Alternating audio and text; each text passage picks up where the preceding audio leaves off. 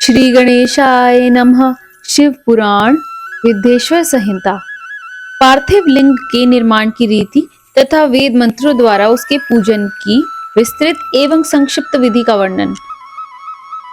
पार्थिव लिंग की श्रेष्ठता तथा महिमा का वर्णन करके सूत जी कहते हैं, महर्षियों, अब मैं वैदिक कर्म के प्रति श्रद्धा भक्ति रखने वाले लोगों के लिए वेदोक्त मार्ग से ही पार्थिव लिंग की पूजा का वर्णन करता हूँ। यह पूजा भोग और मोक्ष दोनों को देने वाली है। विधि पूर्वक स्नान करें, संध्या उपासना करके पहले ब्रह्म यज्ञ करें, तत्पश्चात देवताओं, ऋषियों, सनकादिक मनुष्यों और पितरों का तर्पण करें। अपनी रुचि के अनुसार संपूर्ण नित्य कर्म को पूर्ण करके शिव स्मरण पूर्वक भस्म तथा रुद्राक्ष धारण करें। तत्पश्चात संपूर्ण मनोवांछित फल की सिद्धि के लिए ऊंची भक्ति भावना के साथ उत्तम पार्थिव लिंग की वेदोक्त विधि से भली भांति पूजा करें। ब्राह्मण के लिए श्वेत, क्षत्रिय के लिए लाल, वैश्य के लिए पीली और शूद्र के लिए काली मिट्टी से शिवलिंग बनाने का विधान बताया गया है, अथवा जहां जो मिट्टी मिल जाए उसी से शिवलिंग बनाए। शिवलिंग बनाने के लिए प्रयत्न पूर्वक मिट्टी का संग्रह करके उस शुभ मृत्तिका को अत्यंत शुभ स्थान में रखें।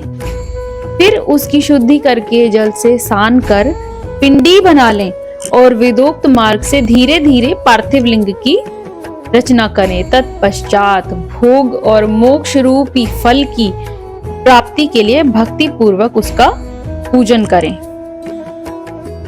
पार्थिव लिंग की पूजा भगवान शिव के नामों से भी बताई गई है। मैं उसे बताता हूं, सुनो। हर, महेश्वर, शंभु, शूलपाणी, पिनाकधारी, शिव, पशुपति और महादेव। ये क्रमशः शिव के 8 नाम कहे गए हैं।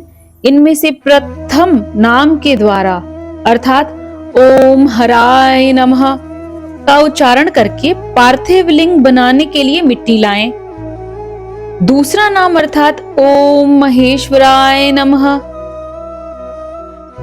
इसका उच्चारण करके लिंग निर्माण करें। फिर ओम शंभवे नमः बोलकर उस पार्थिव लिंग की प्रतिष्ठा करें। ओम शूलपाणाय नमः कहकर उस पार्थिव लिंग में भगवान शिव का आवाहन करें। ओम पिनाकधृषे नमः कहकर उस शिवलिंग को नहलाएं। ओम शिवाय नमः बोलकर उसकी पूजा करें। फिर ओम पशुपतये नमः कहकर क्षमा प्रार्थना करें और अंत में ओम महादेवाय नमः कहकर आराध्य देव का विसर्जन कर दें।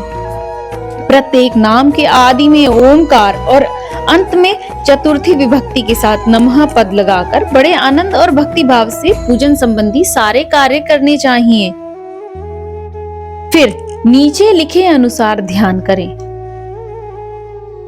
जो कैलाश पर्वत पर एक सुंदर सिंहासन के मध्य में विराजमान है, जिनके वाम भाग में भगवती उमा उनसे सटकर बैठी हुई हैं, सनक, सनंदन आदि भक्तजन जिनकी पूजा कर रहे हैं, जिनकी अंग कांति चांदी के पर्वत की भांति गौर है, वे अपने मस्तक पर मनोहर चंद्रमा का मुकुट धारण करते हैं।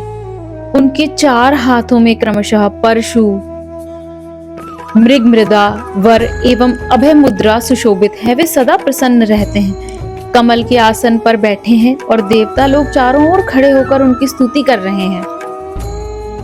उन्होंने वस्त्र की जगह व्याघ्र चर्म धारण कर रखा है। वे इस विश्व के आदि हैं, बीज हैं, कारण हैं और उनका समस्त भय हर लेने वाला रूप है।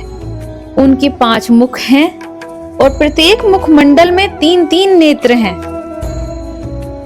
अब भगवान शंकर से इस प्रकार प्रार्थना करें। सबको सुख देने वाले कृपा निधान भूतनाथ शिव, मैं आपका हूँ। आपके गुणों में ही मेरे प्राण बसते हैं, अथवा आपके गुण ही मेरे प्राण को, मेरे जीवन सर्वस्व है। वो मेरा चित्त सदा आपके ही चिंतन में लगा हुआ है। महेश्वर, मैं जैसा हूँ वैसा ही उसी रूप में संपूर्ण भाव से आपका हूँ, आपके आश्रित हूँ, इसलिए आपसे रक्षा पाने के योग्य हूँ। परमेश्वर, आप मुझ पर प्रसन्न होइए। मुनिवरों, इस प्रकार विधि पूर्वक पार्थिव पूजा बताई गई है। वह भोग और मोक्ष देने वाली है तथा भगवान शिव के प्रति भक्ति भाव को बढ़ाने वाली है। शिवाय नमः।